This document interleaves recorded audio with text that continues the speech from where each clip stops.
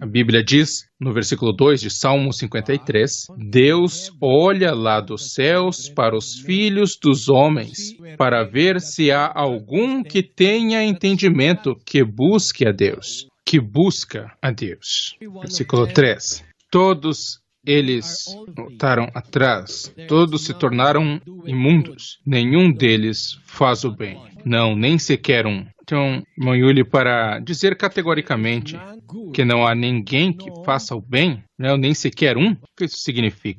Deus viu o coração de todos os homens, não há ninguém que faça o bem, não, nem sequer um. Mas se você é imprudente, você vai dizer, como o grupo protestante está dizendo, né? Segundo eles, ninguém faz o bem, ninguém é bom, nem sequer um. Eles escrevem isso a todos os homens. Você não tem pergunta a respeito disso, irmão Yuli? Por que você disse isso, irmão Hélio? Porque esse movimento evangélico tem costume de interpretar errado a Bíblia. A maior parte deles, não todos, mas a maior parte deles. Quando a Bíblia diz que todos se tornaram um, a ninguém que faça o bem, não, nem sequer um, essa é uma declaração numérica exata das palavras de Deus. Então, quando ele diz que não há sequer um, absolutamente nenhum. Mas ele viu, não somente isso, ele viu todos, né? Mas não todas as pessoas sobre a terra. Você percebe isso, esse meu ponto? O meu ponto está no versículo 1. Diz, o nécio no seu coração não há Deus. Corromperam-se e cometeram abominável iniquidade. Não há quem faça o bem. Isso é entre aquelas pessoas que não creem em Deus.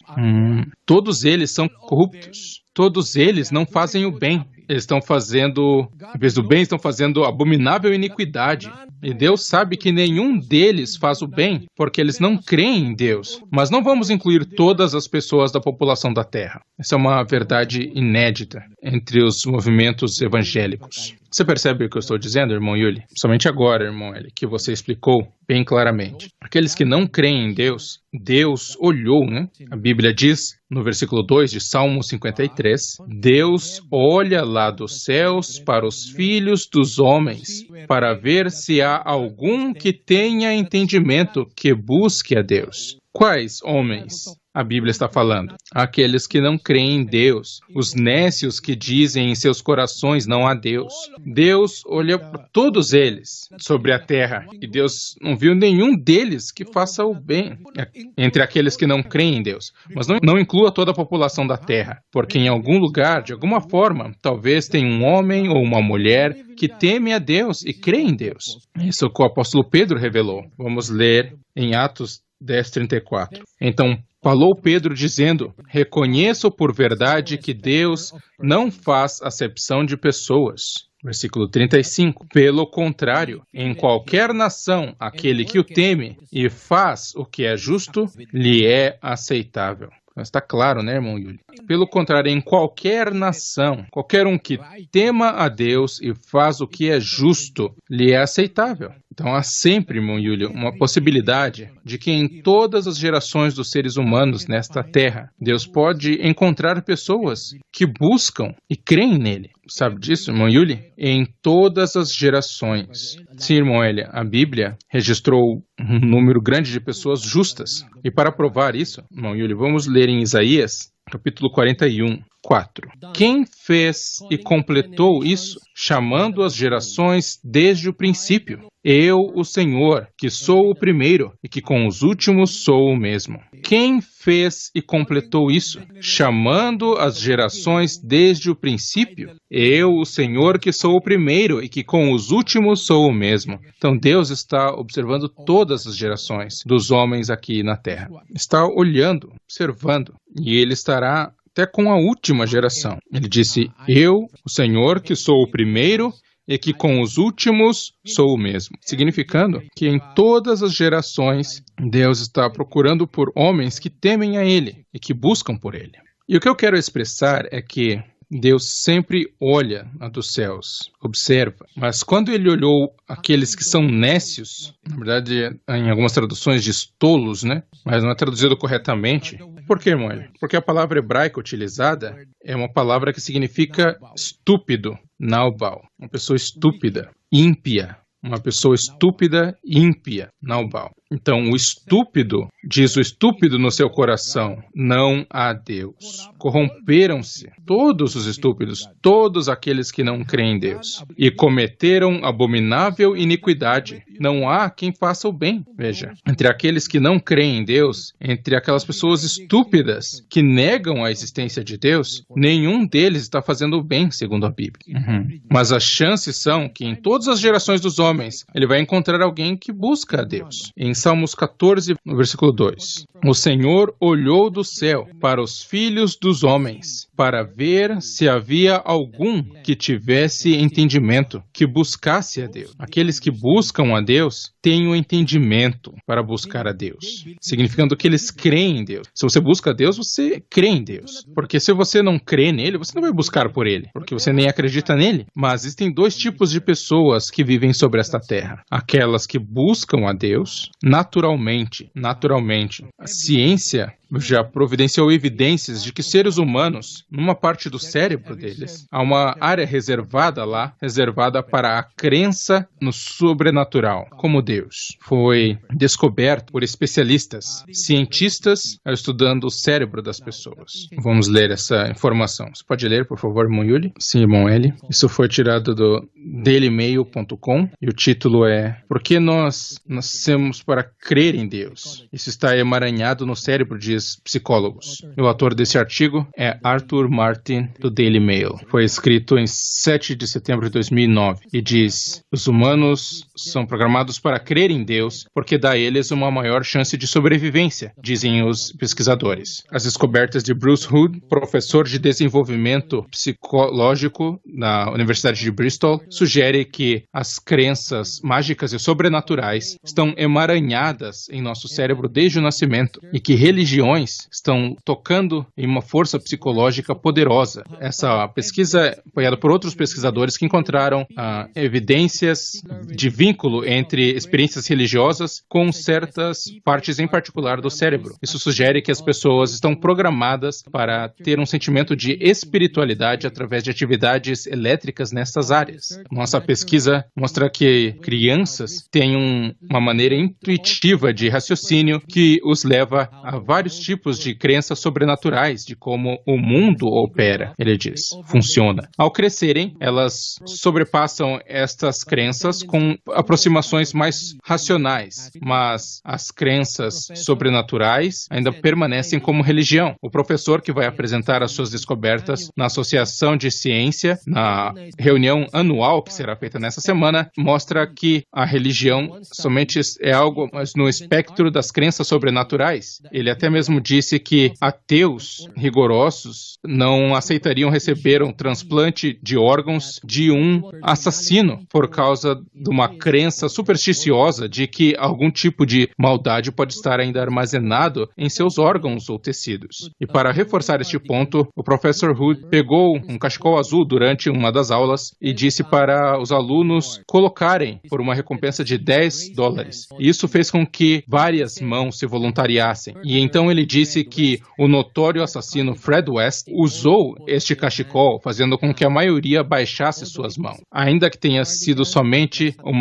algo armado, o cachecol não era de West, mas isso somente mostrou que até mesmo as pessoas mais racionais podem irracionalmente fazer se sentirem desconfortáveis. Outro experimento falava para que as pessoas trouxessem fotos que eram muito valiosas para elas. Um sentimento. E daí, então foram colocados sobre um detector de mentiras. Então, quando ameaçado destruir aquela foto, elas tiveram um grande ápice nas suas leituras, enquanto que em outras fotos menos importantes não houve esse mesmo ápice. Isso mostra que uma parte do cérebro, uma parte específica do cérebro, desde o nascimento, que já está reservada para que as pessoas, para os seres humanos, crerem no sobrenatural. E essa crença no sobrenatural está sendo pervertida, às vezes, pelas religiões, para que as pessoas creem irracionalmente em coisas que elas querem crer, mas que a Bíblia não nos permite fazer. A Bíblia sempre nos guia à verdade. E uma verdade que eu quero compartilhar com os nossos ouvintes, nesse episódio específico, é que as pessoas pessoas que não creem em Deus não têm chance de buscar a Deus. Eles não vão buscar a Deus, porque quem vai buscar por algo que não acredita? Você sabe, caçadores de recompensas, né? Eles estão sempre caçando porque eles acreditam que existem tesouros escondidos, né? Mas ninguém nas Filipinas está indo atrás de um fóssil de um dinossauro, mas tem vários filipinos que são caçadores de recompensas, né? Não caçadores de fósseis, porque eles creem que tem muitos tesouros nas Filipinas, né? Principalmente depois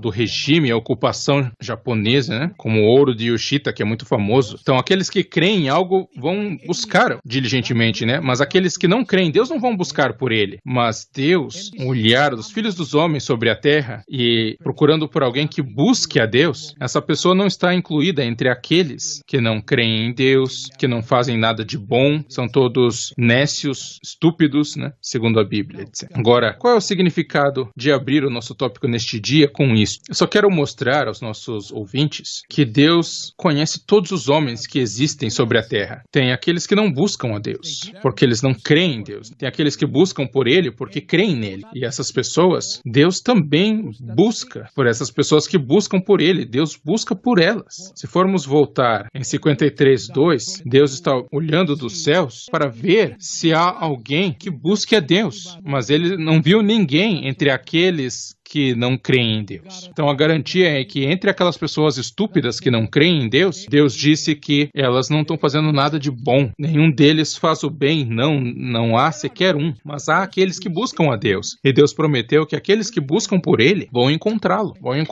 definitivamente vão encontrá-lo. Em Mateus 7:7, Mateus capítulo 7, versículo 7. Pedi e dar-se-vos-á, buscai e achareis, batei e abrir-se-vos-á. Versículo 8. Pois todo o que pede, recebe, e quem busca, acha, e ao que bate, abrir-se-lhe-á. Incidentemente, irmão Yuli, um dos ensinamentos do Evangelho é para buscarmos a Deus. Em Atos 17:26, vamos ler. E de um só sangue fez todas as raças dos homens, para habitarem sobre toda a face da terra, determinando-lhes os tempos já dantes ordenados, e os limites da sua habitação. Versículo 27. Para que buscassem a Deus, se porventura tateando o pudessem achar, o qual todavia não está longe de cada um de nós. Então é a vontade de Deus, né, irmão Yuli, que toda a raça dos homens, toda a nação dos homens sobre a terra busquem a Ele. E é a primeira coisa que temos que fazer. Em Mateus capítulo 6, versículo 33. Mas buscai primeiro o seu reino e a sua justiça, e todas essas coisas vos serão acrescentadas. Este é o primeiro de todos, né? Primeiro entre os primeiros. Buscai primeiro o seu reino e a sua justiça. Busca Deus, né? E todas as coisas que nós precisamos na vida nos serão acrescentadas, como prometido pelo Senhor Jesus Cristo. Então, buscar a Deus é uma obrigação de todas as raças dos homens. Por isso que Deus, olhando dos céus, está buscando por aqueles que buscam a Ele. Mas, olhando dos céus, há pessoas que não creem nele, as pessoas estúpidas, segundo a Bíblia, Naubal, né? Estúpidas. Dizem em seu coração não há Deus. E Deus, olhando para elas, né, disse, nenhum deles faz o bem. Não, nem sequer um. E isso foi confirmado pelo apóstolo Paulo, irmão Yuli, mais tarde no Novo Testamento. Em Romanos 3:10, como está escrito, não há justo, não, nem sequer um. Versículo 11, não há quem entenda, não há quem busque a Deus. Amém. Amém. Veja, movimentos evangélicos vão ler 3:10, como está escrito, não há justo nem sequer um. Então eles vão incluir todas as pessoas aí. Esse é o quão imprudentes eles são, esses movimentos evangélicos, a maior parte deles. Não estou dizendo todos. Depois de lerem 3:10, eles vão aplicar a todos os habitantes da terra, como está escrito, não há justo nem sequer um. Ah, então todos nós somos injustos, mas nós devemos crer no Senhor Jesus Cristo, e então ao crer você já está salvo. Essa é a conclusão deles. Mas veja, se você for obter a ideia do contexto, como está escrito, não há justo, não nem sequer um, versículo 11, não há quem entenda, não há quem busque a Deus. Aqueles que não buscam a Deus, nenhum deles é justo. Foi tirado do Antigo Testamento, no livro que lemos, né, em Salmos. Todos eles se desviaram, juntamente se fizeram inúteis. Não há quem faça o bem, não há nenhum só, né, no versículo 12. Essa é a interpretação do apóstolo Paulo. Não há justo entre aqueles que não buscam a Deus. Mas será que que geralmente ou necessariamente significa que todas as pessoas na Terra, entre elas, não há ninguém justo? Vamos ler. No livro de Lucas, é isso que os pastores não entendem. No livro de Lucas, capítulo 1, versículo 5. Vamos ler. Houve nos dias do rei Herodes, rei da Judéia, um sacerdote chamado Zacarias, da turma de Abias, e sua mulher era descendente de Arão, e chamava-se Isabel. Versículo 6. Ambos eram justos diante de Deus, andando irrepreensíveis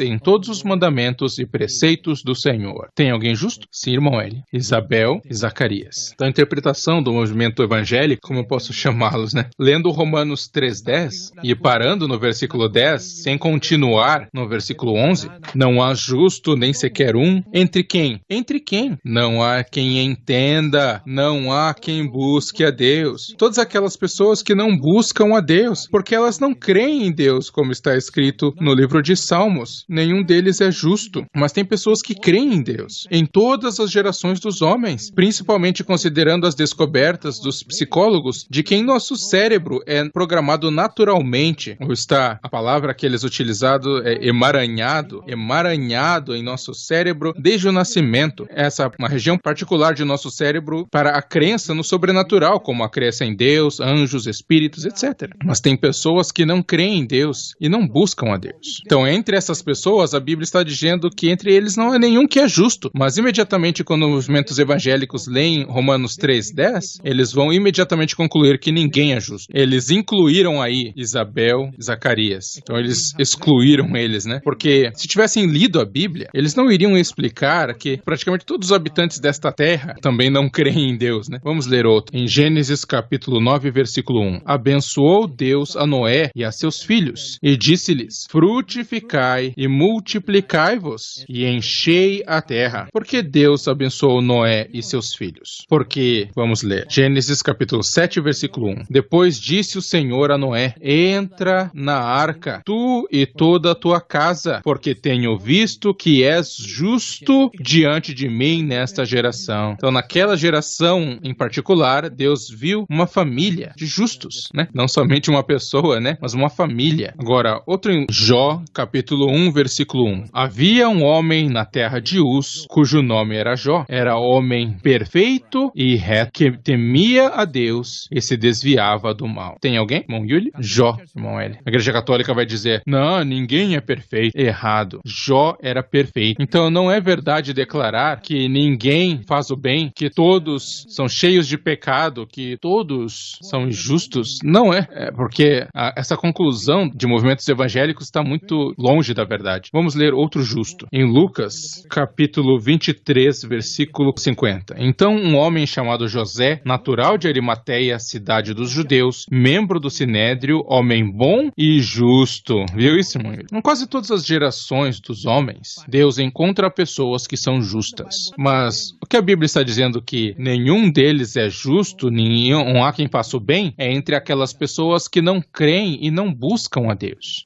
Né? Veja. Então agora você tem uma boa base, né, irmão Yuri? Sim, irmão. Porque Deus conhece todos que existem sobre esta terra. E como garantimos que Deus conhece todos que existem sobre este planeta? Porque Ele é nosso Criador, irmão Eli? Eu vou dar a você uma prova científica que Deus conhece todos neste planeta. Vamos ler as descobertas da ciência. Podemos ver esse artigo. Talvez essa seja uma das verdades inéditas entre as pessoas religiosas, de Galton. Esse é um estudo de 1982 sobre a impressão digital. Francis Galton conseguiu provar cientificamente que impressões digitais não mudam durante o período de vida de um indivíduo e que não há duas impressões digitais iguais. Segundo os seus cálculos, a probabilidade de duas impressões digitais serem iguais é 1 em 64 bilhões. Então, sobre a Terra, não houve nem haverá duas pessoas com a mesma impressão digital. A única chance de ter 1 em 64 bilhões. Agora, nós somente somos 7,8, 7,9 bilhões de pessoas. Então, neste tempo, todas as pessoas que existiram na Terra não têm impressão digital igual ou idêntica. Por exemplo, vamos pela Bíblia, que Deus conhece todos estes 7 bilhões, 827 milhões, 490 e poucos mil de pessoas na Terra, e somando, né? De todas as pessoas, não há ninguém com impressão digital igual, idêntica. Todos eles têm impressões impressões digitais diferentes. E o que a Bíblia nos fala sobre isso? Em Jó 37:7, a Bíblia diz: Deus, o Criador dos homens, sela a mão. Ele sela a mão de todo homem para que todos saibam que ele os fez. Tome cuidado, né, irmão Yuli? Jó 37:7 diz: ele sela as mãos de todo homem, todo indivíduo, né, para que todos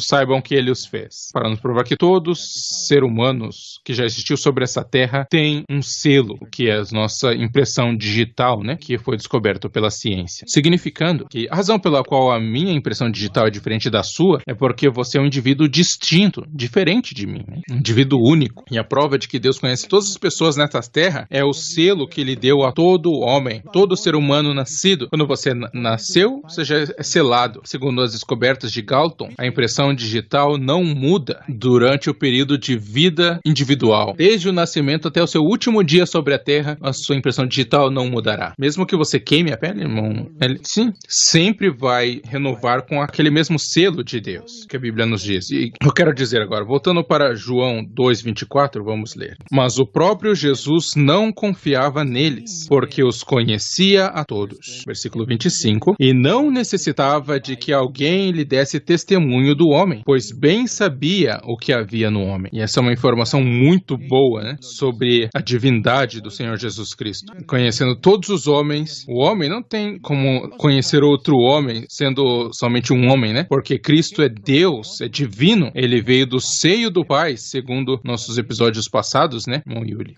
Jesus Cristo é Deus. E somente Deus conhece todos os homens sobre a terra. Você vê isso, irmão Yuri?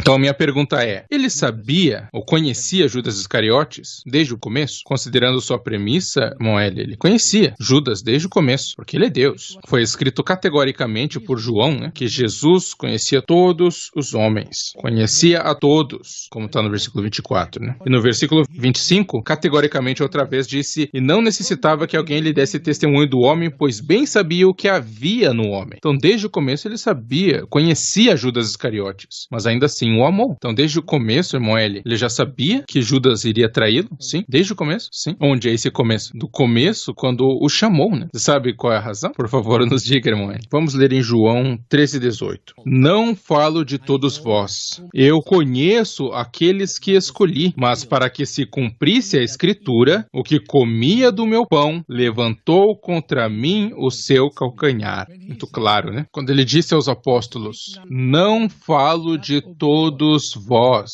Ele estava falando, né, sobre uma pessoa em particular entre os apóstolos. Eu conheço aqueles que escolhi. Ele sabia, ele conhecia também Judas Iscariotes, irmão Yuri. Eu conheço aqueles que escolhi. Ele conhecia Judas Iscariotes? Sim, irmão Eli. Ele o escolheu, né, para ser um dos apóstolos. E ele disse, eu conheço aqueles que escolhi. Mas para que se cumprisse a escritura, o que comia do meu pão levantou contra mim o seu calcanhar. Então ele conhecia desde o começo, quando o chamou.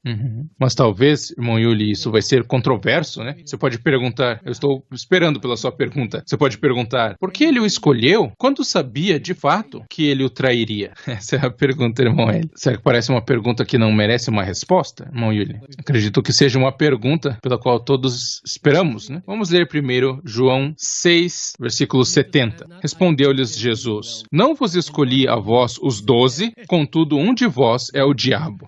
Ele escolheu 12, um deles é Judas Iscariotes. E ele estava dizendo a verdade. Não vos escolhi a vós os 12, contudo um de vós é o diabo. Então, ele antes já sabia que Judas Iscariotes é um diabo, um homem mau, uma pessoa ruim, um caráter ímpio, uma pessoa má. Mas talvez você pergunte, mas por que ele escolheu Judas como um dos 12, quando sabia já previamente que ele é um diabo, que é um homem mau? Isso foi o seu amor por Judas. Então vai implicar, irmão L, que Jesus pode amar um diabo, Jesus pode amar uma pessoa ruim, um homem mau. O Deus Pai no céu também ama aqueles que são rebeldes, né? Vamos ler em 5 de Mateus, versículo 43. Ouvistes que foi dito, amarás ao teu próximo e odiarás ao teu inimigo. Versículo 44.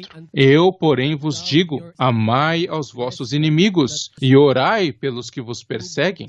Faça o bem para os que te odeiam e ore pelos que vos usam com desprezo e te perseguem. Versículo 45. Para que vos tornei filhos do vosso Pai que está nos céus, porque ele faz faz nascer o seu sol sobre maus e bons, e faz chover sobre justos e injustos. Então, mesmo homens maus, como Judas, que foi chamado de diabo, é amado pelo Pai. Por quê? Você não vai me perguntar por quê, irmão Yuli? Por quê, irmão Eli? Vamos ler em 1 Timóteo 2,4. 1 Timóteo, capítulo 2, versículo 4. Que deseja que todos os homens sejam salvos e cheguem ao conhecimento da verdade. Então, é a vontade de Deus. Na verdade, não só uma vontade, né? É o desejo de Deus. A palavra grega utilizada pelo apóstolo Paulo, correspondente à palavra traduzida deseja em português, a palavra teleo. Eu não sei como pronunciar exatamente essa palavra grega, porque eu não conheço o grego. Mas o significado dessa palavra é determinar. Então, Deus está determinado. É a vontade dele, é o desejo dele, em outra tradução, né? Que Deus deseja, como em português, né? Em espanhol também. É traduzido também em algumas versões em inglês corretamente. 1 Timóteo 2,4, que diz que deseja que todos os homens sejam salvos e cheguem ao conhecimento da verdade. Deus deseja, é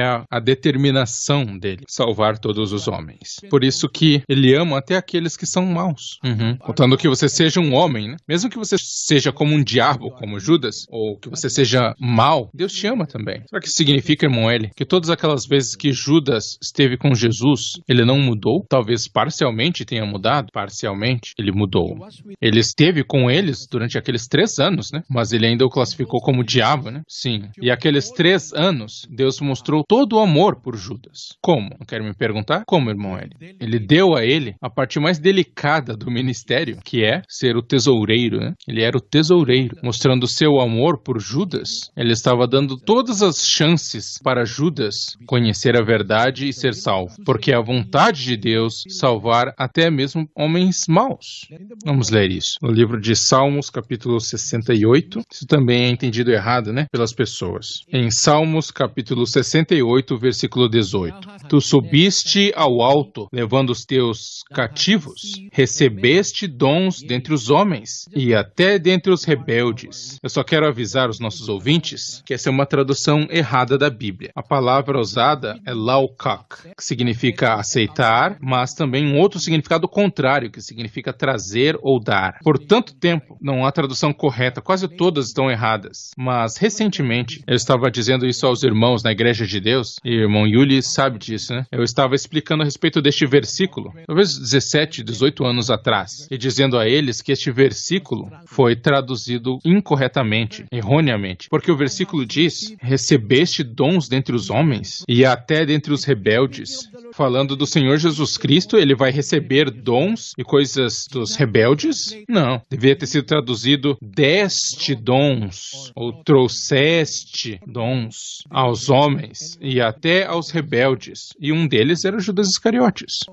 Agora eu encontrei 2 traduções bem recentes, uns 2 ou 3 anos atrás, depois de ter revelado isso aos membros da Igreja de Deus Internacional, cerca de uns 18 anos atrás, né? Agora podemos encontrar uma tradução boa. Podemos colocar na tela? Que tradução é essa? Só 2, né? Irmão, por favor. Bíblia Novo Coração, que traduziu corretamente do original em hebraico. Bom, Yuli pode ler? Salmo 68, 18, na Bíblia inglesa Novo Coração. Tu subiste ao alto, levaste os teus cativos e deste dons aos homens, mas os rebeldes não habitarão na presença de Deus. Ele até deu dons aos rebeldes, mas o versículo diz, eles não habitarão na presença de Deus. Mas apesar disso, Deus está tentando salvá-los, dando a eles dons, como Judas Iscariotes. Há uma outra tradução em inglês. Eu só descobri 2, né? Bem recentemente. Irmão Alvin pode colocar essa outra versão na tela. Salmo 68, 18, na Bíblia aramaica em plena versão inglesa. Tu subiste ao alto e levaste cativo o cativeiro e deste dons aos filhos dos homens, e os rebeldes não habitarão diante de Deus. Deste dons aos filhos dos homens, mas tem aqueles que são rebeldes, né? Que não habitarão com Deus. Nós em Tagalo, agora temos uma tradução correta também na vernacular. Não,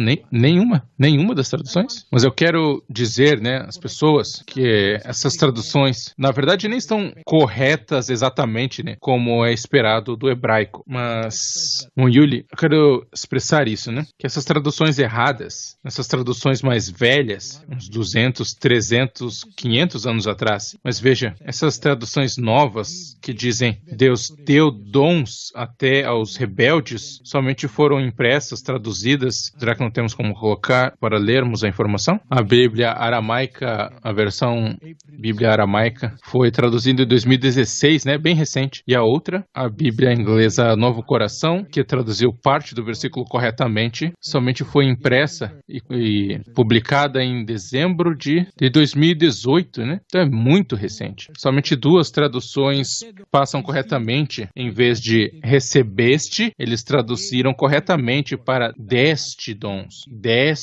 dons aos homens, significando que combina com o caráter do Senhor Jesus Cristo, porque aquele que está sendo falado aqui neste versículo, subiste ao alto, levando os teus cativos, é o Senhor Jesus Cristo, como foi explicado pelo apóstolo Paulo em Efésios. Foi no Senhor Jesus Cristo que se cumpriu essa profecia, Efésios 4:8. Por isso foi dito, subindo ao alto, levou cativo o cativeiro e deu dons aos homens. Então a palavra traduzida é deu dons aos homens. Ele não recebeu. Você vê, uma religião nas Filipinas, Moyuli, que é guiado por supostamente um apóstolo, está recebendo dons até mesmo dos rebeldes, né? Eles estão enfatizando neste versículo, com uma tradução errada da Bíblia, para pedir dinheiro nas ruas, nos mercados, até dentro dos ônibus. Eles vão pegar o ônibus e daí vão levar a sacola de Judas deles, buscando as ofertas de amor, como eles dizem, tudo mais. E eles deixam qualquer um contribuir, colocar dinheiro naquela sacola de oferta. Mas Deus não recebe oferta de rebeldes, mas Ele pode dar dons aos rebeldes. Por causa dessa tradução errada, que foi enfatizada por um apóstolo, em particular nas Filipinas, para se enriquecer, para enviar os membros dele em todos os lugares em que há grande circulação de pessoas, para pedirem esmolas todos os dias. Todos os dias. Eles até chegaram a Hong Kong, Singapura, etc., pedindo por doações e ofertas. E usando este versículo traduzido erroneamente em Salmo 68:18. Agora tem uma tradução melhor, mostrando que em vez de traduzir recebeste dons dentre os homens, foi traduzido deste dons às pessoas até aos rebeldes. Mas é claro que os rebeldes, que continuarem sendo rebeldes, não vão habitar na presença de Deus. É isso que a Bíblia diz. E que foi cumprido na pessoa do Senhor Jesus Cristo. Vamos voltar para Efésios 4:8, irmão Yuli, até o versículo 9. Por isso foi dito, subindo ao alto, levou cativo o cativeiro e deu dons aos homens. Versículo 9. Ora, isto ele subiu, que é senão que também desceu às partes mais baixas da terra? Versículo 10. Aquele que desceu é também o mesmo que subiu muito acima de todos os céus, para cumprir todas as coisas. O apóstolo Paulo está falando sobre a pessoa do Senhor Jesus Cristo. Aquele que subiu é também aquele que desceu às partes mais baixas da terra. Subindo ao alto, ele deu dons. E um dos recipientes desses dons foi Judas Iscariotes, um traidor, um diabo. Sim, um diabo, um homem mau. Mas ele o amava. Você quer que eu leia que ele o amava? Por favor, irmão Eli. Até o fim, irmão Yuli. Vamos ler em João 13:1. Antes da festa da Páscoa, sabendo Jesus que era chegada a sua hora de passar deste mundo para o Pai, e havendo amado os seus que estavam no mundo, amou-os até o fim. Aqui se inclui Judas Iscariotes? Sim, irmão Eli. E havendo amado os seus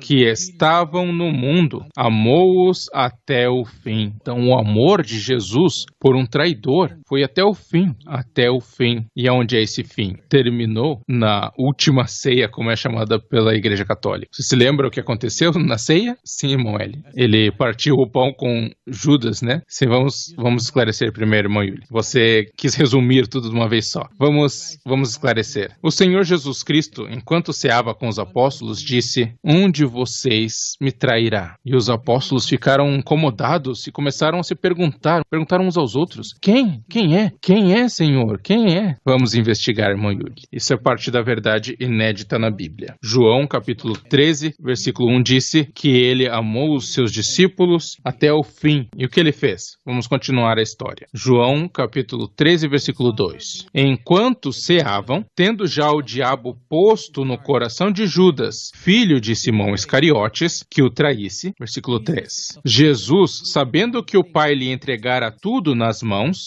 e que viera de Deus, e para Deus voltava, versículo 4. Levantou-se da ceia, tirou o manto, e tomando uma toalha, cingiu-se, versículo 5. Depois deitou água na bacia, e começou a lavar os pés aos discípulos, e a enxugar-lhes com a toalha com que estava cingido. Versículo 6. Chegou, pois, a Simão Pedro, que lhe disse: Senhor, lavas-me os pés a mim? Versículo 7. Respondeu-lhe Jesus: O que eu faço, tu não o sabes agora, mas depois o entenderás. Versículo 8. Tornou-lhe Pedro: Nunca me lavarás os pés? Replicou-lhe Jesus: Se eu não te lavar, não tens parte comigo. Versículo 9. Disse-lhe Simão Pedro: Senhor, não somente os meus pés, mas também as mãos e a cabeça. Versículo 10. Respondeu-lhe Jesus: Aquele que se banhou não necessita de lavar senão os pés, pois no mais está todo limpo. E vós estáis limpos, mas não todos. Versículo 11. Pois ele sabia quem o estava atraindo, por isso disse: Nem todos estáis limpos. Versículo 12. Ora, depois de lhe ter lavado os pés, tomou o manto, tornou a reclinar-se à mesa e perguntou-lhes: Entendeis o que vos tenho feito? Versículo 13. Vós me chamais mestre e senhor, e dizeis bem, porque eu o sou. Versículo 14. Ora, se eu, o Senhor e Mestre, vos lavei os pés, também vós deveis lavar os pés uns aos outros. Versículo 15. Porque eu vos dei exemplo, para que como eu vos fiz, façais vós também. Versículo 16. Em verdade vos digo, não é o servo maior do que o seu Senhor, nem o enviado maior do que aquele que o enviou. Versículo 17. Se sabeis estas coisas, bem-aventurados sois se as praticardes. Versículo 18. Não falo de todos vós. Eu conheço aqueles que escolhi, mas para que se cumprisse a Escritura, o que comia do meu pão, levantou contra mim o seu calcanhar. Versículo 19. Desde já vou-lo digo, antes que suceda, para que quando suceder, creiais que eu o sou. Versículo 20. Em verdade vos digo, quem receber aquele que eu enviar, a mim me recebe. E quem me recebe a mim, recebe aquele que me enviou. Versículo 21. Tendo Jesus dito isto, turbou-se em espírito e declarou: Em verdade vos digo, que um de vós me há de trair. Versículo 22. Os discípulos se entreolhavam, perplexos, sem saber de quem ele falava. Versículo 23. Ora, achava-se reclinado sobre o peito de Jesus um de seus discípulos, aquele a quem Jesus amava. Versículo 24. A esse, pois, fez Simão Pedro sinal e lhe pediu: Pergunta-lhe, de quem é que fala? Versículo 25. Aquele discípulo, recostando-se assim ao peito de Jesus, perguntou-lhe: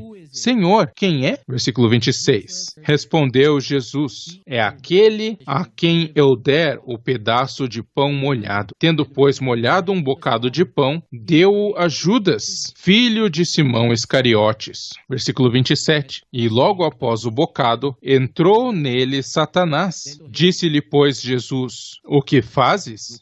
Faze-o depressa. Versículo 28. E nenhum dos que estavam à mesa percebeu a que propósito lhe disse isto. É uma longa história, né, irmão Yuri? Mas veja, o único que sabia que era Judas Iscariotes que o trairia, porque eles duvidavam entre si, né? Todos eles entravam e perguntavam, mas Simão Pedro fez um sinal para João, para perguntar para aquele que estava recostado sobre o peito de Jesus, que era João, o discípulo amado de Jesus, né? Que fez um sinal para que ele perguntasse: Quem é, Senhor? E ninguém sabia quem era aquele homem, porque o Senhor Jesus Cristo disse em uma voz talvez doce, né? Aquele a quem eu der o pedaço de pão molhado, um pedaço de pão, né? Mergulhado no molho, né? Algo assim. Tendo, pois, molhado o bocado de pão, deu a Judas, filho de Simão Iscariotes. E ele disse a Judas, né? O que fazes, faze-o depressa. Então ninguém sabia, eles não entenderam o que estava acontecendo. Somente um dos discípulos sabia, que era João,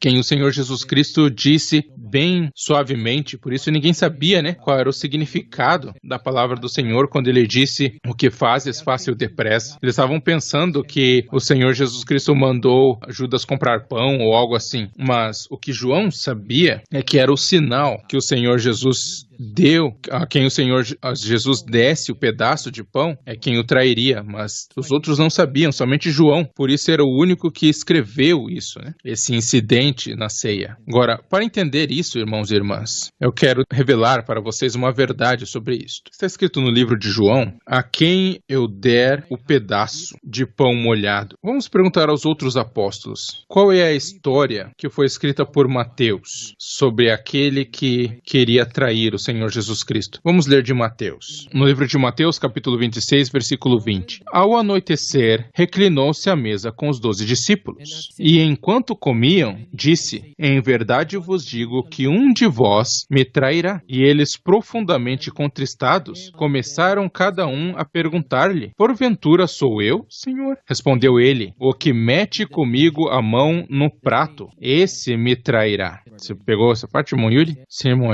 Ele disse: o que mete comigo a mão no prato, esse me trairá. Esse que é traduzido prato era uma cumbuca, né? Com um tipo de molho, né? Porque eles comiam o pão com este molho, né? Como nachos, né? Que eles mergulham em queijo derretido. O que a palavra utilizada em inglês é prato, né? Mas a palavra grega é trublion, como uma cumbuca, com um molho, né? Um molho para mergulhar o pão. E eu quero que você entenda algo aí, irmão Yuli. Tente entender isso por si mesmo. Tente. Mateus disse: o que mete comigo a mão no prato, ou na tigela, esse me trairá. Vamos analisar, né? Ele partiu o pão, né? Partiu o pão, dando a cada um pedaço do pão, né? Sim. Por ser uma ceia, ela tem o seu, né? O Senhor Jesus Cristo deu um para Mateus, um para todos, né? E é claro que o Senhor Jesus Cristo tem o seu próprio, né? Porque todos eles estão comendo, né? É a parte do que eles chamavam de Páscoa, né? Na celebração da Páscoa, eles comiam pão ázimos. E todos eles tinham um pedaço desse pão ázimo, né? Pão sem fermento. E o Senhor Jesus Cristo também tinha o seu, né? E o que aconteceu? Então prestem muita atenção ao ouvirem, irmãos. Pois essa é uma parte da história muito delicada, né? Talvez inédita. Judas tinha o seu pedaço de pão. Cristo também tinha o seu pedaço. Todos eles tinham o seu. Mas o amor que ele mostrou por Judas é que, molhando seu pão, que era para ele mesmo, né, para o Senhor Jesus Cristo, ele entregou para Judas. Eu já experimentei uma situação assim várias vezes ao comer em família, né, irmão Yuli? Minha mãe me amava muito, e a parte dela, da comida, quando ela via que eu queria um pouco mais, por causa do amor dela por mim, da minha mãe por mim, ela iria dar a parte dela para mim. Muitas vezes eu experimentei isso. Uma mãe amorosa dando a sua própria parte, sua porção para um filho amado, uma filha amada. Você entendeu essa questão? Sim, irmão Eli. Você quer dizer que o Senhor Jesus Cristo fez o mesmo? Sim, ele fez o mesmo. Mesmo Judas tendo a sua própria parte do pão, e o Senhor Jesus Cristo tendo a sua própria, ele molhou, né? Mas, coincidentemente, Jesus tendo sua parte, simultaneamente também mergulhou, né, no seu. Por isso que o que está escrito em Marcos, vamos ler o que foi registrado por Marcos, irmão Yuli, sobre em 14:19. Vamos começar em 14:19. Ao que eles começaram a entristecer-se e a perguntar-lhe um após o outro: porventura sou eu? E outro disse: sou eu? Versículo 20. Respondeu-lhes: é um dos 12 que mete comigo a mão no prato. Que mete comigo a mão no prato. Entenda isso, irmão Yuli. Judas tinha então o seu próprio, e o Senhor Jesus Cristo também tinha a sua própria porção, seu pedaço. Sim, irmão Yuli. E a coincidência é que aquele que mete comigo a mão, como se acontecesse por acidente, né? Que no momento que o Senhor Jesus Cristo estava molhando o seu pedaço de pão, e Judas também estava molhando o seu pedaço de pão, eles o fizeram simultaneamente, na mesma hora. Mas para mostrar seu amor por Judas, Judas, aquele pedaço que era para ele mesmo, para o Senhor Jesus Cristo, mesmo que Judas tivesse seu próprio pedaço do pão, e eles simultaneamente fossem mergulhar no molho, ele entregou aquilo que era para ele entregou a Judas Iscariotes. Então agora Judas tinha 2 pedaços, 2 porções. Uma dele mesmo e uma vinda do Senhor Jesus Cristo. Sim, esta é a exata essência da profecia. Pois as profecias no livro de Salmos, Vamos ler. Em 41:9. Até o meu próprio amigo íntimo, em quem eu tanto confiava e que comia do meu pão, levantou contra mim o seu calcanhar. Judas, que era um guloso, até recebeu e comeu do pão que era do Senhor Jesus Cristo e que comia do meu pão. Lembre-se, o pão foi partido, dividido, e então cada um deles recebeu um pedaço do pão. Mas, mergulhando o seu próprio pedaço do pão, Judas, simultaneamente com o Senhor Jesus Cristo, após molhar, o Senhor Jesus Cristo ofereceu a ele e ele comeu daquele pão, e talvez depois ele comeu, tendo mergulhado simultaneamente com o Senhor Jesus Cristo. Então a profecia se cumpriu. Que profecia se cumpriu? Até o meu próprio amigo íntimo, em quem eu tanto confiava e que comia do meu pão, pessoalmente, era para o Senhor Jesus Cristo, levantou contra mim o seu calcanhar. E o evangelista registrou esse mesmo incidente em diferentes perspectivas. Na perspectiva de João, a quem o Senhor Jesus Cristo disse, quando João perguntou a ele, quem é, Senhor? O Senhor respondeu, aquele a quem eu der um pedaço, porque não era a todos que ele daria um pedaço. Você percebe isso, irmão Yuli? Porque ele só tinha um pedaço, Porque o pão foi dividido entre os 13, Então, naturalmente,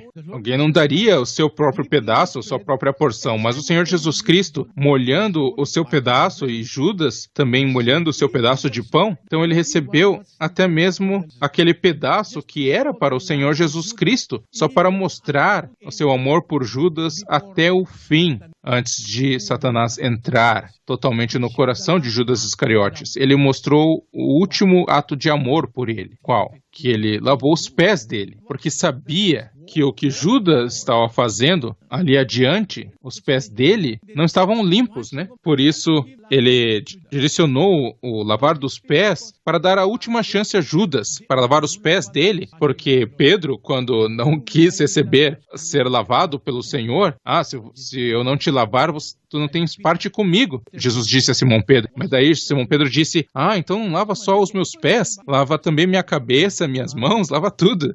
Ele, não, todos vocês já foram batizados, todos já estáis limpos, todos já foram lavados no batismo, mas nem todo o pé está limpo, Porque ele viu o pé de Judas levantando o seu calcanhar contra mim, é dito, Levantar o seu calcanhar é também entendido errado pelos pregadores, Levantar o calcanhar é o primeiro ato ao se andar. Você não pode andar a menos que você levante o seu calcanhar. Você entende o que eu quero dizer? Tente andar agora, irmão Yuli. A primeira ação dos seus músculos talvez seja levantar o seu calcanhar para andar, significando que aquele que vai levantar o seu calcanhar contra mim é aquele que vai andar contra mim, porque ele vai andar e traí-lo, para os fariseus e perseguidores do Senhor Jesus Cristo. E ele faria isso depois de Satanás entrar completamente no coração, invadir o coração de Judas Iscariotes. E quando isso aconteceu? Quando ele recebeu o bocado, o pedaço. Então, o ato de amor mostrado pelo Senhor Jesus Cristo a Judas Iscariotes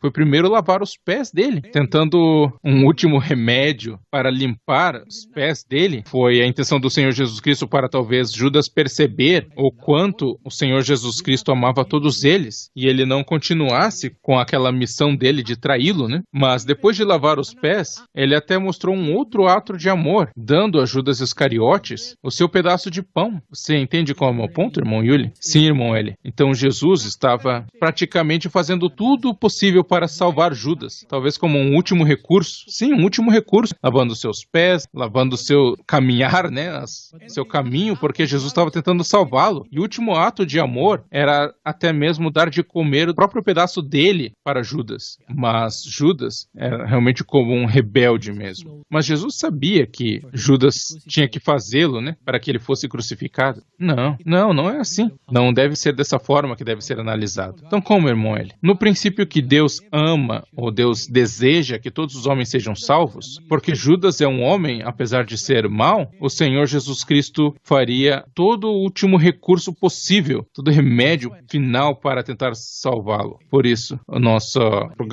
episódio hoje é chamado Amor pelo Traidor. Quero que você leia outra vez João, capítulo 13, versículo 1. Antes da festa da Páscoa, sabendo Jesus que era chegada a sua hora de passar deste mundo para o Pai, e havendo amado os seus que estavam no mundo, amou-os até o fim. Os amou até o fim. Todos eles, incluindo Judas Iscariotes. Para mostrar o seu amor por Judas até o fim, né, irmão Yuli? Vou dar a você uns pontos para entender, né? Ele fez o mesmo para o seu amado discípulo João, que estava reclinado sobre o seu peito? Não, irmão. Ele fez aos outros apóstolos? Não, só a Judas. Para mostrar um amor muito especial a ele.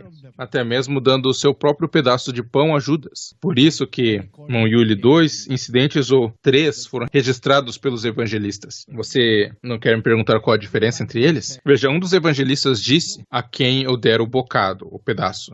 Depois de molhá-lo, deu a Judas. Um último ato de amor por ele, né? Dando o seu próprio pedaço de pão. Já o outro evangelista registrou uma outra forma, de outro jeito. Aquele que mete comigo a sua mão no prato. Significando, Judas tinha seu próprio pão. E Jesus tinha seu próprio pão, e simultaneamente, ou coincidentemente, eles iriam mergulhar ao mesmo tempo, né? Então aconteceu, Judas molhou seu pão, e simultaneamente, ou coincidentemente, ele molhou junto ao Senhor Jesus Cristo. E o Senhor Jesus Cristo, molhando também o seu próprio pão, o entregou a Judas, o pedaço. Então o que Mateus registrou está correto, o que João registrou está correto, e o que Marcos registrou também está certo. Um dos 12 que mete comigo a mão no prato. Marcos não disse aquele a quem eu der o pedaço, não. Aquele que mete comigo a mão no prato, em Marcos 14, 20. Então Judas tinha seu próprio, Jesus tinha seu próprio pão, e mergulhando simultaneamente, ele até mesmo deu aquele que era dele para Judas. Então está correto, né? Marcos está correto, Lucas está correto, Mateus está correto, João está correto. Combinando todas essas coisas,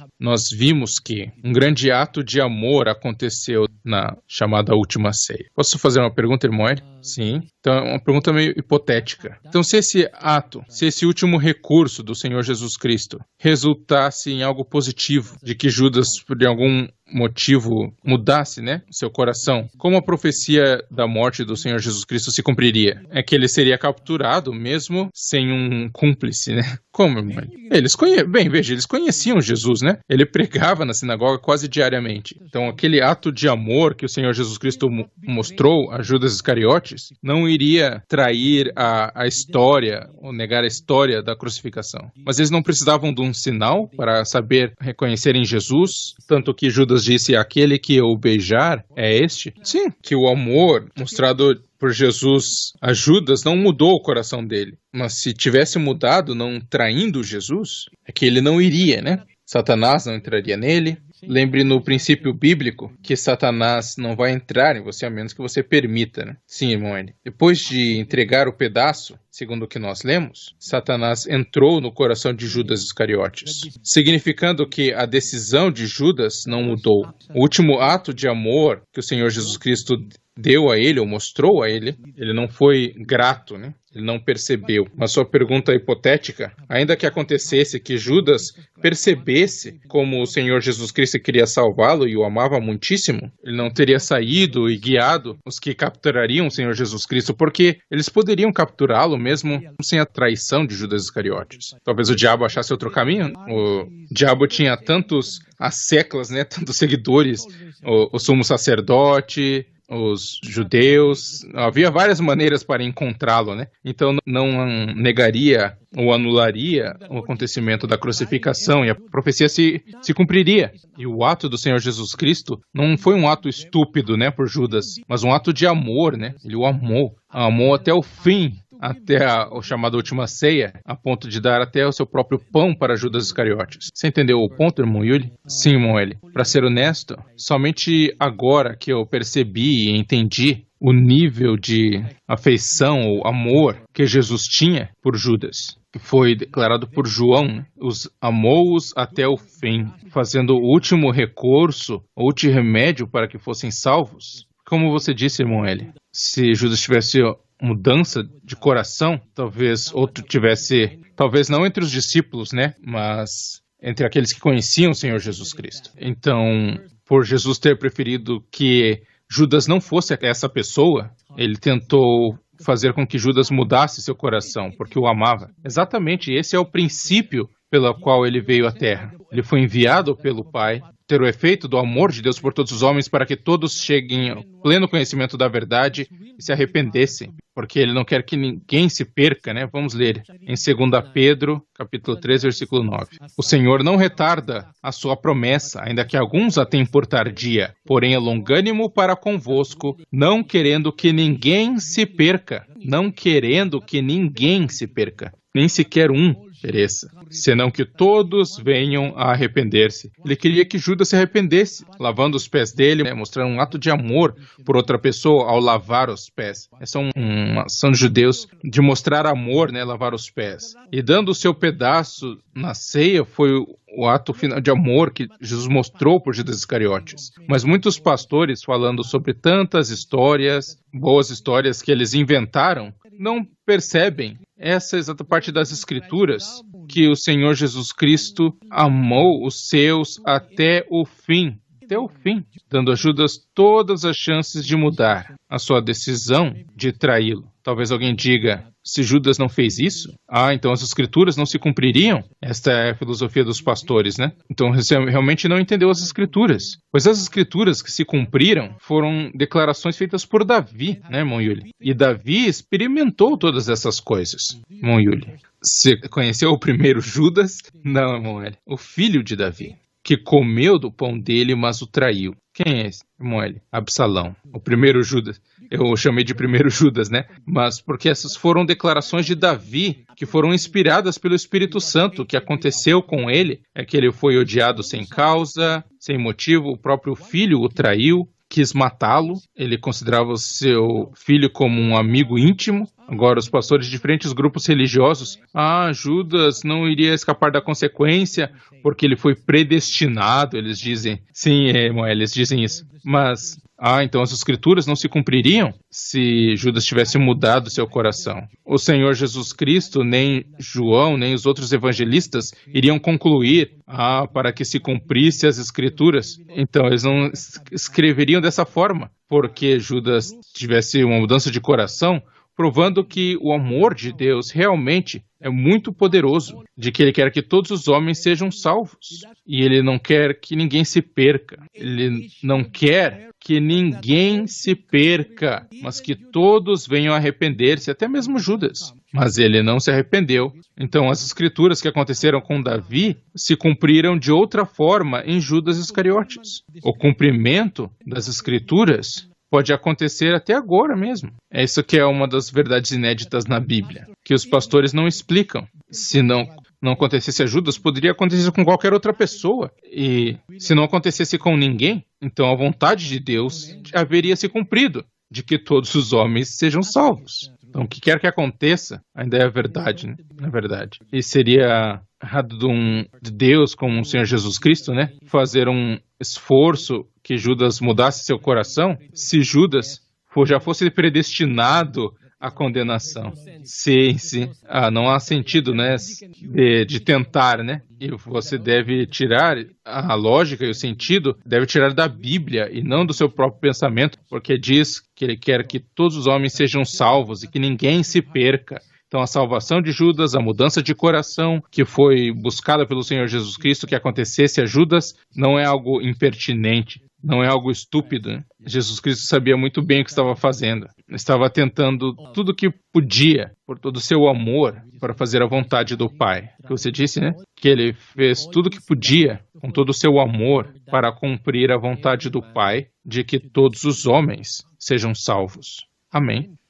E Ele não queria que ninguém se perca, em 2 Pedro 3,9, né? Então Ele não estava disposto a abandonar Judas Iscariotes, principalmente sendo um apóstolo, sim. E Ele fez tudo para que Judas fosse salvo. Até fez mais, né, a Judas do que pelos outros apóstolos. Mas infelizmente, Judas voluntariamente escolheu estar do lado do mal. Por isso que escrituras mais recentes concluíram que ele é um filho da perdição. Ele é um filho da perdição, não porque foi predestinado à perdição, à condenação, mas lhe foi dado a chance e ele rejeitou essa chance. Isso é a vontade de Deus na Bíblia, de onde toda lógica deve ser tirada, né?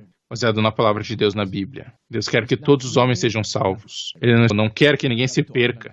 Por essa declaração, você tem que analisar as histórias na Bíblia. Você conhece, né, que o povo de Israel, como povo de Deus, né? Muitas e muitas vezes, Deus estava tentando salvá-los. Mas eles eram rebeldes. Mas ele estava tentando salvá-los. Até os últimos esforços ele fazia só para salvar o povo de Israel. Ele disse, toda vez que digo algo contra Efraim, ele disse, né? Vamos sentir o que o Senhor sente, né? Melhor que você leia o versículo sobre Efraim. No livro de Jeremias 31, versículo 20. Não é Efraim, meu filho querido, filhinho em quem me deleito? Pois quantas vezes falo contra ele, tantas vezes me lembro dele solicitamente. Por isso se comovem por ele as minhas entranhas. Deveras me compadecerei dele, diz o Senhor. Falando sobre o povo de Israel, falando de um dos filhos de Deus, Efraim, e sua tribo. Não é Efraim meu filho querido? A resposta é sim, né? Ele é um israelita. Filhinho em quem me deleito? Não. Pois quantas vezes falo contra ele, ao falar a Efraim que iria puni-lo, iria amaldiçoá-lo, tantas vezes me lembro dele solicitamente. Por isso se comovem por ele as minhas entranhas. Sabe, um pai que está falando contra as características ruins ou más de seu próprio filho, né? Mas enquanto fala contra o filho que ele ama, Deus sentia pesar em si, né? Ele que sentia isso e não Efraim. Deveras me compadecerei dele, diz o Senhor. Então veja, esse sentimento de Deus é que, apesar dele querer cumprir o que ele disse, a sua maldição, a condenação que faria, a punição que faria Efraim e aquela tribo, mas ele o amava muitíssimo. Por isso disse, tantas vezes me lembro dele solicitamente, por isso se comovem por ele as minhas entranhas. Essa maneira como Deus nos ama, mesmo que sejamos encontrados rebeldes, sejamos vistos como transgressores da vontade de Deus, Deus vai fazer até o último esforço para nos salvar, assim como o que aconteceu com Judas Iscariotes. O Senhor Jesus Cristo, sendo o representante de Deus, o Pai Todo-Poderoso, cumpriu a vontade do Pai aqui na terra, querendo que todos os homens sejam salvos até o último segundo, né, irmão Yuli? Ele mostrou o seu amor por um traidor. Amém, irmão Eli. Eu acho que esse é o amor final, né? Uma demonstração final de amor por um inimigo, por alguém que vai te trair. Davi experimentou isso, por isso que houve declarações no livro de Salmos que foram usadas para explicar as ações de Judas Iscariotes. Mas se Judas mudasse seu coração, nós não encontraríamos o evangelista dizendo que assim se cumpriu o que estava escrito. Não estaria escrito, e nada se perderia nas escrituras, nada deixaria de ser. Porque isso já havia sido escrito e que aconteceu com Davi. Já havia acontecido com Davi. As escrituras já haviam se cumprido. E pode se cumprir em outra pessoa, além de Judas. Por quê? Porque Eclesiastes capítulo 3, versículo 15. O que é, já existiu, e o que há de ser também já existiu. E Deus procura de novo o que já se passou. Então a história se repete, né? O que é, já existiu, e o que há de ser também já existiu. Já aconteceu, acontece repetidamente, né, irmão Yuli? E Deus procura de novo o que já se passou. Ou em outra versão, Deus busca pelo que já é passado. Veja, eles crucificaram o Senhor Jesus Cristo, né? Sim. E outras pessoas podem crucificá-lo outra vez. Então acontece de novo e se repete em nosso tempo. Talvez você pergunte como? Em Hebreus 6, 4 até 6, porque é impossível que os que uma vez foram iluminados e provaram o dom celestial e se fizeram participantes do Espírito Santo, versículo 5, e provaram a boa palavra de Deus e os poderes do mundo vindouro, caíram, sejam outra vez renovados para arrependimento. Por quê? Visto que, quanto a eles, estão crucificando de novo o Filho de Deus. Então pode haver pessoas que vão estar fazendo a função outra vez de Pôncio Pilatos, do sumo sacerdote dos judeus, e os judeus que falaram para crucificá-lo.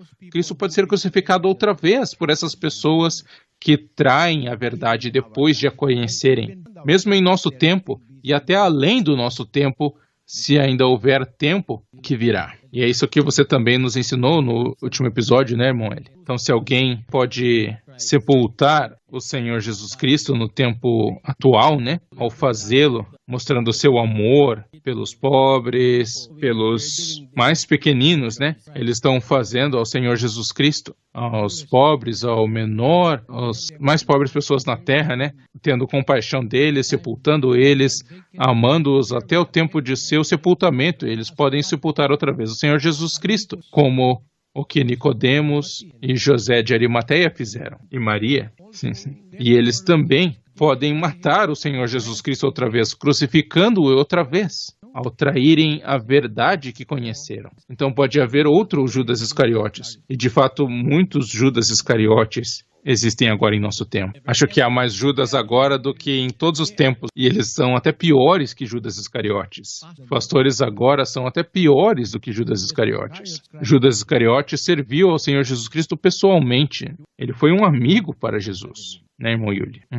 E por que eu digo que há pastores agora ainda piores que Judas Iscariotes? Não te interessou isso? É que é algo muito óbvio, né, irmão Eli? Mas você pode falar. Por que você diz muito óbvio? Porque eles também roubam o dinheiro que está na bolsa, né? Veja, eles ensinam coisas para colocar mais dinheiro na bolsa e daí eles vão tirar para si mesmos. Eles estão se enriquecendo, né? Como Judas dizendo, porque ela quebrou aquele vaso de perfume que valendo 300 denários, porque ela não vendeu e deu aos pobres. Por quê?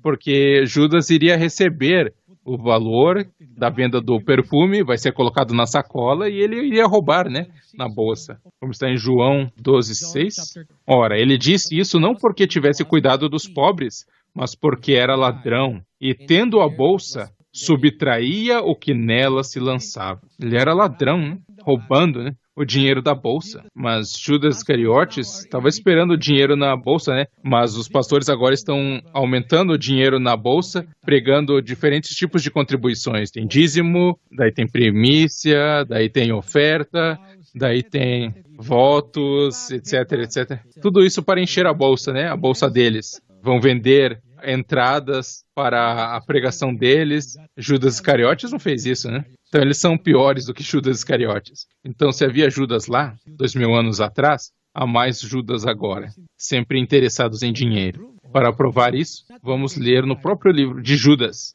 Mas não o Judas Iscariotes, né, irmão Yuli? O Judas Tadeu, o bom Judas. Vamos ler em Judas 1:4. Pois há certos homens que se infiltraram, os quais foram ordenados já há muito tempo para condenação. Homens ímpios, mudando a graça de Deus em lascívia e negando nosso único Mestre e Senhor, Jesus Cristo. Então eles estão tornando a graça de Deus em lascívia. Eles estão pregando religião de lascívia, de amor pela carne, né? E alguns deles, irmão, estão até usando o nome da verdade inédita, sim, para enganar as pessoas, né? Porque esses são os Judas modernos, né? Do século XXI. Usando nossa hashtag para se apoiar em nossa popularidade, irmão.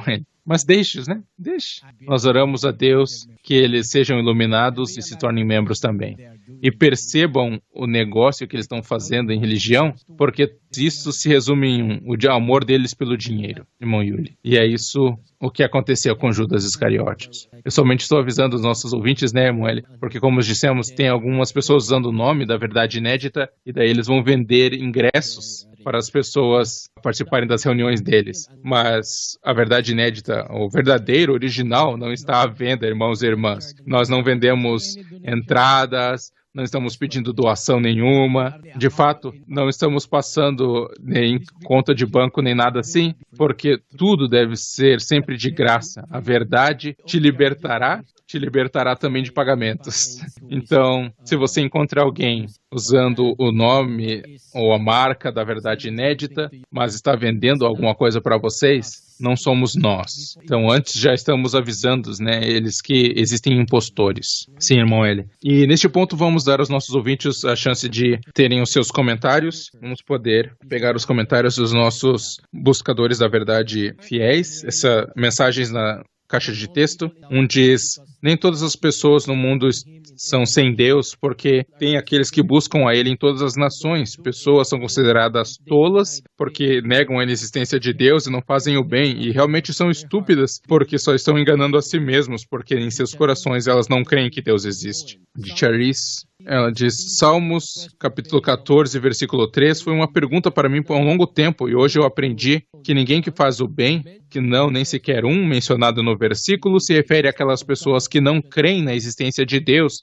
mencionado em Salmos 14, versículo 1. Só 2 versículos depois, né? Essa é uma ótima maneira de estudar a Bíblia, e eu só aprendi no podcast da Verdade Inédita, graças a Deus. De Ezequiel Berunho, um dos ensinamentos de nosso Senhor Jesus Cristo é buscar ao Senhor. Cientificamente já está emaranhado em nossos cérebros que criamos em crenças sobrenaturais. Isso é instrumento de Deus para que busquemos a Ele, e ao buscarmos a Ele, Ele promete que todas as coisas que precisamos em nossas vidas serão dadas e acrescentadas a nós. Graças a Deus por essa grande bênção a nós. De Benjamin Cayen, a natureza do homem é tirar vantagem de seus inimigos e odiá-los, mas a natureza de Deus é amar os nossos inimigos. Ele quer que amemos os nossos inimigos. De Olive Millon, em nosso cérebro há uma certa porção para crermos em crenças religiosas, como crer em Deus. Nenhum homem ateu pode negar isso. De Mark de Suba, até mesmo nosso corpo diz que existe um Deus, não é somente bíblico, mas fisicamente, logicamente, só temos que crer neles e o servi-lo para sermos bons. Graças a Deus por essa verdade inédita, mesmo os melhores dos cientistas não podem discordar da verdade de Deus. De Riley Kim Aquila Jr., todo esse tempo foi ensinado que ninguém é perfeito, mas Jó era perfeito como a Bíblia diz. O nome do podcast realmente está de acordo com o tema, graças a Deus. Joel Perdigon, aqueles que buscam a Deus o encontrarão. Cientificamente e biblicamente falando, o homem é destinado a crer em coisas sobrenaturais, para crer nele, e Deus olha lá dos céus buscando aquele que buscam por ele. Isso mostra que Deus ama a humanidade. Graças a Deus por outra oportunidade de aprender nova sabedoria. Imagine como Deus conhece perfeitamente todas as suas criações, Ele sela nossas mãos com um selo que é único e que não há 2 homens com a mesma impressão digital. Realmente existe um projetista inteligente, um maravilhoso criador. De Franz Trans disse: através do irmão Eli eu percebi quão importante é conhecer a tradução correta dos textos antigos da Bíblia. Muitos erros nas religiões vêm de traduções erradas. O mundo precisa de uma versão da Bíblia traduzida pelo irmão Eli. Através da direção do Espírito Santo, o irmão Eli está revelando uma versão desconhecida ou inédita da Bíblia. Agora, falando sobre essa tradução da Bíblia, irmão Eli, eu quero convidar os nossos ouvintes a ouvir um novo podcast do irmão Eli, é o podcast da Audibíblia, onde o irmão Eli vai ler para vocês capítulos na Bíblia todos os dias, 3 capítulos por dia, e são com as traduções corretas, né? Então, por favor, esperem por esse podcast especial, o podcast The Audi Bible, lida pelo irmão Eli Soriano. Tem outro de Jeremy Ampong. Traduções erradas têm um grande impacto em nossa fé. Graças a Deus que existe um Espírito Santo de Deus guiando o irmão Eli para discernir as traduções e elaborando versículo por versículo na Bíblia, graças a Deus. De Angela Olivier, muitos pregadores enfatizam em traduções erradas das Bíblias para se enriquecerem. Salmo 68:18 é um desses versículos traduzidos errado, que estou dando graças que através desse podcast é esclarecido que Deus não recebe dons dos rebeldes, mas que Ele dá dons. O Judas Iscariotes, um traidor, foi uma pessoa que recebeu o dom de Deus, porque ele quer que todos os homens sejam salvos. Um outro disse: fisicamente, espiritualmente e biblicamente falando, há evidência que verifica a verdade que há Deus e que ninguém pode refutar. Um exemplo é o que está escrito na Bíblia, que Deus sela a mão de todo homem, que se refere ao que a ciência chama de impressão digital. E também encontrado outras provas de que demonstram que o Deus que fez todas as coisas. De Erilyn Nidoranas, este tópico me fez perceber o amor imensurável de Deus por nós. Se Ele amou Judas, que era mau, quanto mais se uma pessoa realmente estiver buscando por Ele.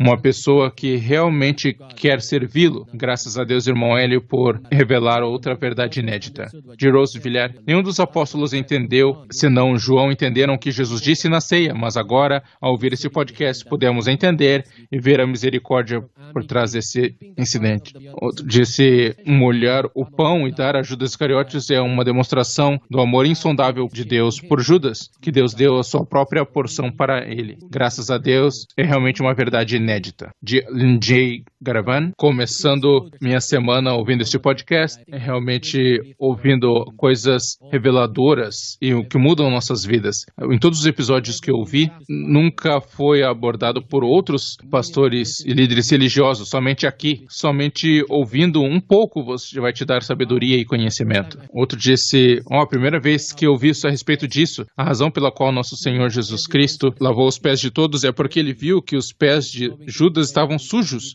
e que ele iria traí-lo e por isso deu sua própria parte a Judas para mostrar seu amor por ele. Jesus deu a chance a Judas com a esperança de que ele mudaria. De Gavin Padua, grande conhecimento, Jesus poderia ser preso, ou capturado mesmo sem Judas Iscariotes, porque há muitos seguidores de Satanás. Então ele disse, tudo que eu posso ver é quão misericordioso e como Jesus é cheio de amor por alguém que ele sabia que ia traí-lo no fim. Como Judas, ainda que tenha visto a intenção e o coração de Judas, ele ainda teve fé e esperança para salvar Judas. Não colocar em palavras o amor de Jesus por Judas, que ele o amou até o fim. Muito obrigado por essa verdade inédita. De Larome Gonçalves, ainda que Judas fosse um traidor, mas ele foi escolhido por Deus por causa do seu amor por ele. Mesmo que você seja uma pessoa má, ele ainda te ama e quer que você mude e seja salva. E de Daniel Victor, Judas desperdiçou a chance que foi dada para ele por Cristo de se arrepender, mas ele sucumbiu, ao invés disso ele sucumbiu à vontade de Satanás na ceia. Ainda assim, Jesus não deixou de amá-lo até a sua morte. Agora podemos sentir com a gravidade do amor de Jesus e do pecado que Judas cometeu. Se as pessoas simplesmente entendessem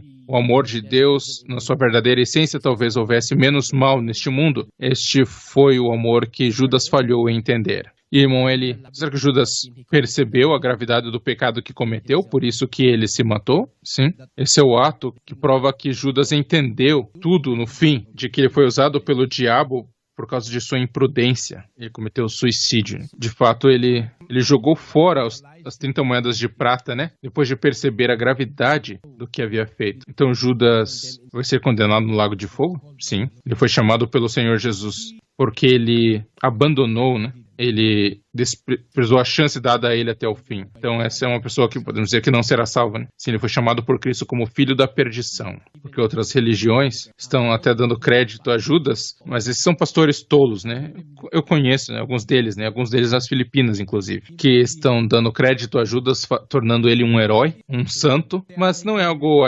surpreendente que estejam tornando Judas um herói, mas é porque eles também são da espécie de Judas Iscariotes. O que você pode dizer sobre o chamado Evangelho de Judas? Não existe tal coisa chamada Evangelho de Judas. Evangelho de Judas? Não. Judas não escreveu um Evangelho. Judas Iscariotes? Ele se matou, como ele teria escrito? Você conhece esse fato, irmão Yuli, que os escritores dos livros autênticos da Bíblia foram encarregados, por Deus. Por isso que existem traduções erradas agora, porque tem aqueles que estão escritos, mas não foram encarregados por Deus, por inspiração do Espírito Santo. Foi dito pelo Senhor Jesus Cristo, em Mateus capítulo 23, versículo 34. Portanto, eis que vos envio profetas, sábios e escribas, e a uns deles matareis e crucificareis, e a outros os perseguireis de cidade em cidade. Veja, irmão Yuli, não somente profetas foram enviados pelo Senhor, mas ele envia também sábios e escribas, significando aqueles que escreveram as Sagradas Escrituras. Então, se um escriba escrevendo as Sagradas Escrituras não é enviado por Deus, então ele vai escrever erros, Sim.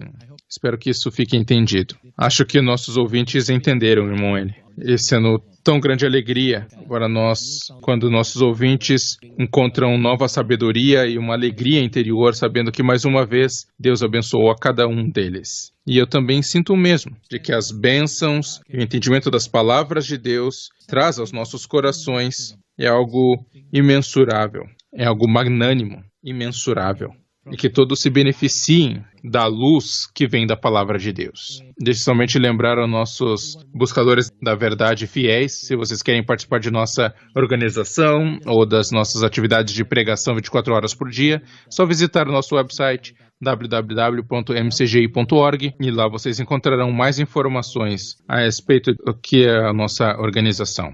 E com isso queremos trazer o nosso episódio para um fechamento. Obrigado por ser humildes instrumentos, mais uma vez, para ajudando nesse ministério. Sem a ajuda de Deus, nós não somos nada. Graças a Deus Todo-Poderoso por me manter no seu santo rebanho por tantos anos. O que eu posso dizer é que minha existência é uma demonstração da grande misericórdia de Deus, talvez até maior do que o seu amor por Judas. Obrigado por os nossos buscadores da verdade fiéis, pelo apoio. Nós não temos como agradecer o suficiente e esperamos que Deus recompense vocês por participarem conosco e acompanharem a verdade que mudou nossas vidas para sempre. Obrigado por serem instrumentos também para popularizar este programa, para que as pessoas ficassem interessadas em conhecer a verdade, e que é a verdade inédita da Bíblia. Amém, irmão Eli. Então não se esqueçam de se juntar outra vez no próximo episódio para outra sabedoria inédita aqui na Verdade Inédita. Esse episódio agora é Amor pelo Traidor, né?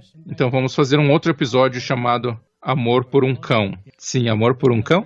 Exato. Talvez aqueles que amam cães vão se interessar por esse episódio. Então, todos aqueles que amam cães, por favor, se juntem mais uma vez no próximo episódio e ouçam a verdade inédita sobre amar um cão. Aqui na Verdade Inédita, porque você merece a verdade.